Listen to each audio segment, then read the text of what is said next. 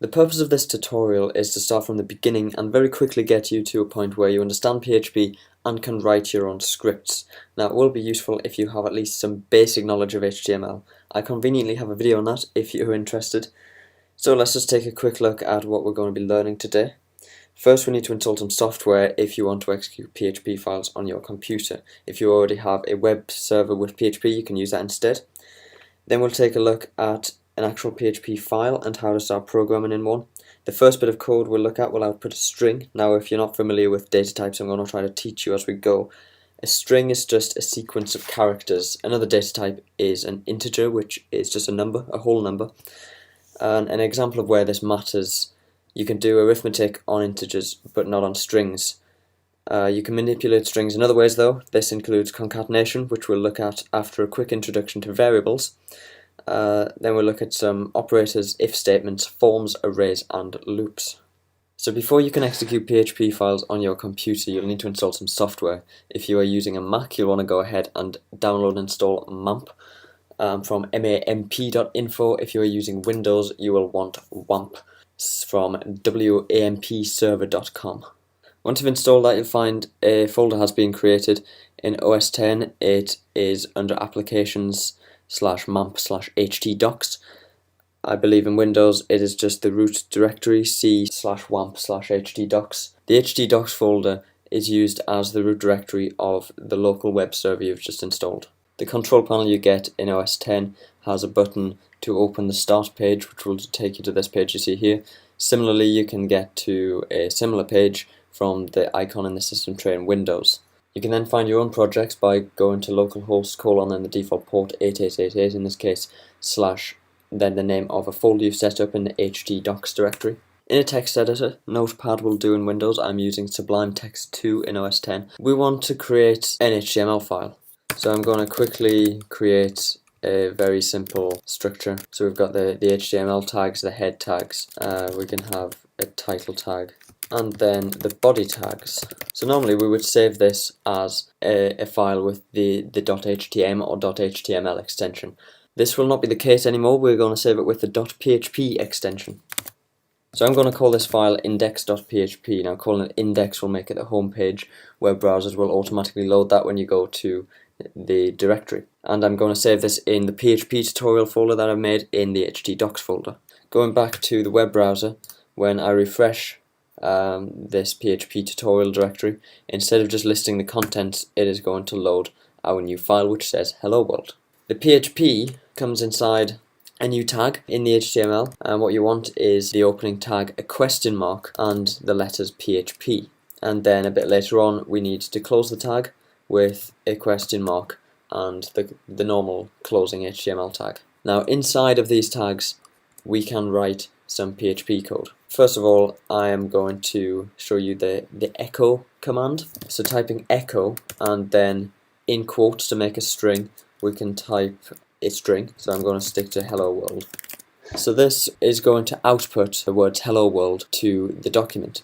Now, when a user loads a web page, the user doesn't see the PHP. It's not possible to see the PHP code.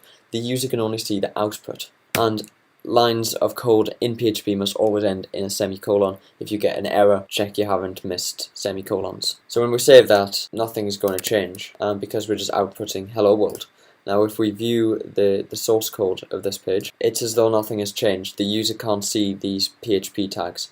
They are executed on the server. The output is put in the HTML and then sent to the user. So echo outputs something to the screen. Very useful command. Don't forget the semicolon. So I mentioned variables in the introduction. A variable is just a way to store a piece of information and give it a name. And variables are denoted in PHP with a $sign. So we can write $, call it my var for variable, and then we can make a string. Alternatively, that could have been a number. Again, don't forget the semicolon. We can then output the variable, so we can type echo $myvar. Refreshing the page, we will see our string has been outputted. PHP isn't very strict with data types. In the same way, I can create another variable and just set it equal to 5. Then I can create a second one and make that 3. We can then have a variable called sum, which is number plus number 2. And then we could output by typing echo sum 5 plus 3. which will, as expected, give us 8.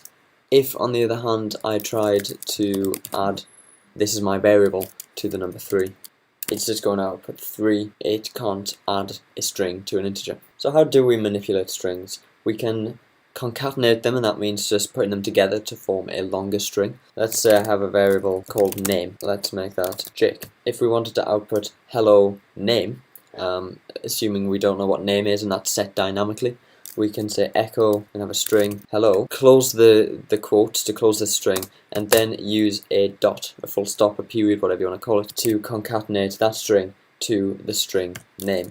Don't forget the semicolon, and that will output hello Jake. So then of course we could easily change the name without changing the second line, and it would output hello Bob instead. We've already seen a few operators. Plus sign is the addition operator, which can take 2 operands, for example 5 and 3, and add them together. Equally you can do subtract, / for divide, and an asterisk for multiply. Equals is the assignment operator. The variable on the left will get set to the expression which is on the right. Comparison operators, if we want to check that 2 variables are equal, we use a double equal sign. So if the variable x is equal to the variable y, this expression will return true, otherwise it will return false. If we want to check that they are not equal, we can put an exclamation mark in. Exclamation mark in PHP means not. We have logical operators, so we can say x and y, which will return true if x is true and y is true. In the same way we have or, which will return true if x is true, or if y is true, or if both are true. And of course there are many more operators, but we're not going to look at those now. Instead we're going to use some logical operators and take a look at if statements. So just as an example, I'm going to create a variable called logged in, and I'm going to set this equal to true. I can then say if logged in is equal to, remember the double equals, true, then we use curly brackets. We can output into a string, so remember the quotes, you are logged in, and the semicolon on the end. After the closing curly bracket, type else and open some more curly brackets. This is what will execute if logged in is not true. We can type please log in. Refreshing our page, it says you are logged in because I have logged in set to true. If I change it to false, it is going to execute this section of the code and say please log in. So that's a basic if statement. We start with the word if. We have an expression in brackets, so we can say something along the lines of variable, the comparison operator for equality, and then true or false, or we could have a string in there. If logged in was set to yes, for example, then we have curly brackets, code which will execute if this expression returns true, and then else, code which will execute if this expression returns false. Remembering semicolons at the end of lines and curly brackets for the if and else. So you now know how to output something to the page using echo. We're now going to look at how to handle HTML forms. Again, I just have a basic HTML file set up here, and we're going to use the HTML form tag. So in our form, this could be a login form for example, but we're just going to put an input, and we're going to have the type as text, and then we're going to have another input which will be submit. Refreshing our page, we get a text box and a submit button. So when this form submits, at the moment it won't do anything. If however we add an action to the form tag and we set the action equal to process.php, it will send all of the information from the form to a file called process.php, which we will create in a few seconds. And we can either post the information or to the page, or we can put the information in the URL. Post is what you will probably want for most scenarios. So sorry, we want method equals post. Visually nothing will change, but when we submit, it will try to go to process.php. So we're going to post the data to process.php, and to be able to access this data we need to give our input some names. Let's give this the name because we want the user to input their name. So we can say enter your name. So the user enters their name and presses submit. We then create process.php. So I've created a new file, normal HTML tags, saved it with the name process.php in the same directory as index.php. You want to insert the PHP tags, open and close, and inside we can now get the data which has been posted to this page. So we can create a variable called name, And to access the posted data, we need to use the special variable $_ then in capital letters post. Now this is an array. Now we haven't looked at arrays yet, but don't worry.